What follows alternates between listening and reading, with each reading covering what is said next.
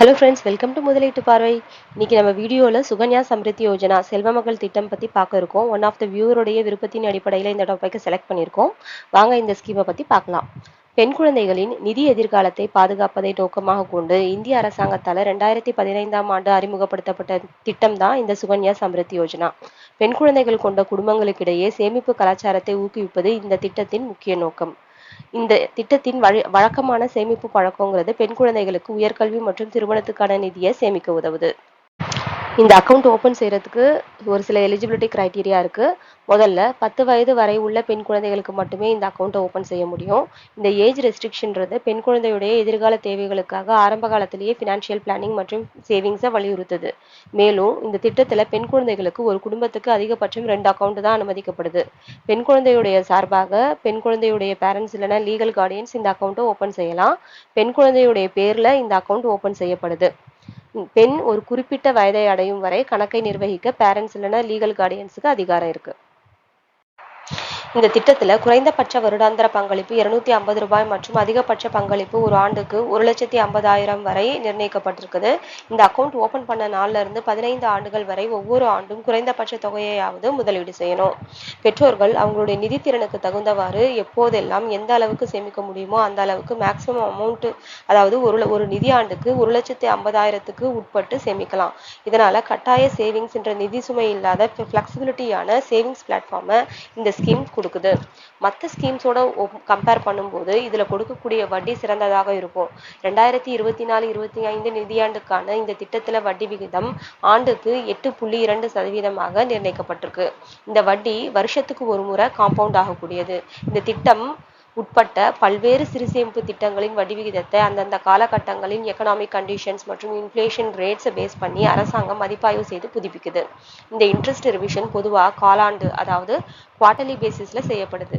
நிதி சந்தைகளின் போக்கு, economic scenarios, inflation இண்டிசேசஸ் மற்றும் அரசாங்கத்தின் நிதி கொள்கைகள் போன்ற காரணங்களை கருத்தில் கொண்டு வட்டி விகிதம் நிர்ணயம் செய்யப்படுது.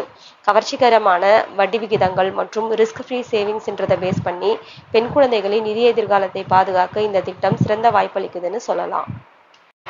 பெண் குழந்தையின் குறிப்பிட்ட வாழ்க்கை நிகழ்வுகளை எளிதாக்கும் அடிப்படையில் இந்த வித்ராவல் கண்டிஷன்ஸ் நிர்ணயிக்கப்பட்டிருக்கு. அக்கௌண்ட் ஓபன் பண்ணவங்க 18 வயதை அடைந்த பிறகு உயர்கல்வி மற்றும் திருமணம் தொடர்பான செலவுகளை ஈடுகட்ட பகுதியளவு பணத்தை எடுக்க முடியும். இந்த குறிப்பிட்ட நிகழ்வுகளின் முந்தைய நிதியாண்டின் முடிவில் 50% வரை சேமித்து வைத்த தொகையை பெற முடியும். இந்த ஏற்பாடு கல்வி செலவுகளுக்கான நிதி திட்டமிடலுக்கு உதவுவது மட்டுமில்லாம திருமணத்துடன் தொடர்புடைய நிதி சுமையையும் குறைக்குது. அக்கௌண்ட் ஓபன் பண்ணவங்க முன்கூட்டியே, அதாவது மெச்சூரிட்டி பீரியடுக்கு முன்னாடியே அக்கௌண்ட்டை க்ளோஸ் பண்ணணும்னா குறிப்பிட்ட சூழ்நிலைகள்ல அனுமதிக்கப்படுது. அக்கௌண்ட் ஹோல்டருடைய டெத்து இல்லைன்னா பெண் குழந்தை மருத்துவ ரீதியாக சேலஞ்சஸ் ஃபேஸ் பண்ணுதுன்ற சூழ்நிலைகள்ல மட்டுமே முன்கூட்டியே அக்கௌண்ட் க்ளோஸ் பண்றதுக்கு அனுமதிக்கப்படுது. இந்த சூழ்நிலைகள்ல சேவ் பண்ண டோட்டல் அமௌண்ட் அதனுடைய இன்ட்ரெஸ்டோட கொடுக்கப்படுது.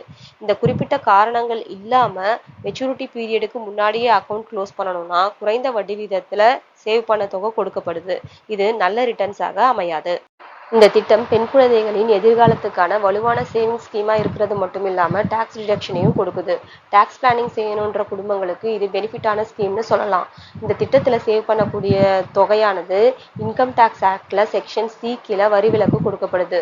ஒரு நிதியாண்டுல 1,50,000 வரை வரி விலக்கு கொடுக்கக்கூடியது. அது மட்டும் இல்லாம இந்த ஸ்கீம்ல சேர்க்கப்படுற வட்டிக்கும் வரி விலக்கு வழங்கப்படுது. அதனால இந்த சேவிங்ஸை வருமானத்தை குறைக்கும் வரி இல்லாம சேமிக்கலாம். நீண்ட காலத்துக்கு வரி சுமை இல்லாமல் சேவிங்ஸ் அமௌண்ட் காம்பவுண்ட் ஆறதுனால நல்ல ரிட்டர்ன்ஸ் கொடுக்கக்கூடியது. மேலும் அக்கௌண்ட்டை க்ளோஸ் பண்ணி பெறக்கூடிய மெச்சூரிட்டி அமௌண்ட்டுக்கும் டாக்ஸ் கிடையாது. இத்தகைய வரி சலுகைகளை கொடுக்கக்கூடிய இந்த திட்டம் டாக்ஸ் பிளானிங்க்கு பயன்படுத்துவது மட்டும் இல்லாம பெண் குழந்தை எதிர்காலத்துக்கான சேமிப்பதன் மூலம் இரட்டை நன்மைகளை வழங்கக்கூடியது. இந்த ஸ்கீம்ல அக்கௌண்ட் ஓபன் பண்றது எப்படின்னு பார்க்கலாம். ஆத்தரைஸ்டு பேங்க் இல்லைனா போஸ்ட் ஆஃபீஸில் இந்த திட்டத்தை தொடங்கலாம். இந்த நிறுவனங்கள் எவ்வளவு வட்டி கொடுக்குறாங்க, எப்படி சர்வீஸ் பண்ணுறாங்கன்றதை பொறுத்து சரியான நிறுவனத்தை தேர்ந்தெடுக்கணும்.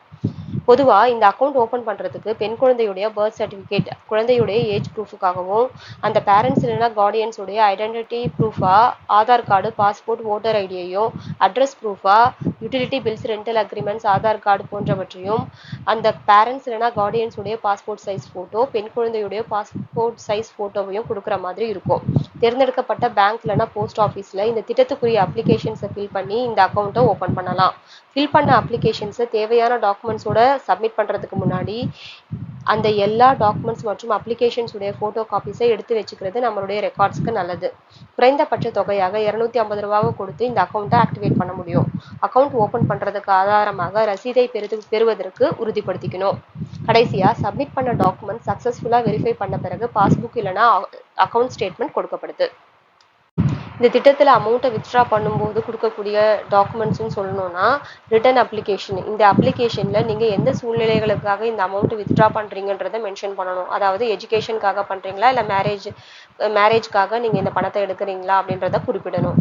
அடுத்தது எஜுகேஷனாக இருந்ததுன்னு சொன்னால் அந்த எஜுகேஷன் இன்ஸ்டிடியூஷனுடைய அட்மிஷனுடைய ப்ரூஃபையும், மேரேஜாக இருந்ததுன்னா மேரேஜ் ரிலேட்டடான டாக்குமெண்ட்ஸ் அதாவது இன்விடேஷன் இல்லைன்னா மேரேஜ் சர்டிஃபிகேட்டை கொடுக்கணும்.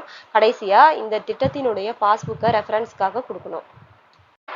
இந்த திட்டத்தில் பங்கேற்கிறதுன்றது பெண் குழந்தைகளின் பிரகாசமான எதிர்காலத்தை பாதுகாக்க விரும்பும் பெற்றோர்கள் மற்றும் கார்டியன்ஸுக்கு முக்கியமானது. பெண் குழந்தையுடைய கல்வி மற்றும் திருமணம் போன்ற குறிப்பிட்ட சூழ்நிலைகளுக்கு முன்கூட்டியே ஃபினான்ஷியல் பிளானிங் பண்ணுறதுக்கான சிறந்த தளம்னு சொல்லலாம். இந்த அணுகுமுறை நிதி பாதுகாப்பு வலையை உருவாக்குறது மட்டும் இல்லாமல் இளம் பெண்களிடம் அவர்களுடைய கல்வி மற்றும் தொழில்முறை நோக்கங்களில் அதிக உயரங்களை அடைய உதவுது.